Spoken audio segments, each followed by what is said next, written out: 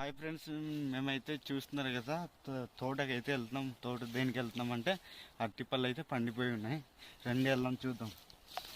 మేమైతే వచ్చేసాం, చూసారు కదా ఫ్రెండ్స్, తోటకి అయితే వచ్చేసాం. చూస్తున్నారు కదా అరటి చెట్లు ఇన్ని రోజులకి చాలా రోజులకి అయితే ఇప్పుడు వచ్చాము. ఇది తుప్పలు కూడా అయిపోయి ఉన్నాయి. ఇది మళ్ళీ అరటికల్లు తీసుకెళ్ళాలంటే ఇది మొత్తం క్లీన్ చేయాలి. మరి దారి ఉంటేద్దాం అరటికల్లు పండిపోయిందో లేదో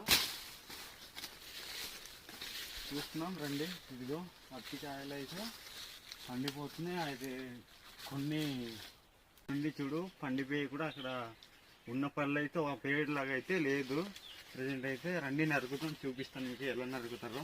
మీరు ఎప్పుడైనా నరుకున్నారు లేదో కామెంట్ ద్వారా తెలియపరచండి. చూస్తున్నారు కదా, ఈ విధంగా అయితే నరికేసి మెల్లిగా అనేసి మెల్లిగా వాల్చాలంటే చూస్తున్నారు కదా.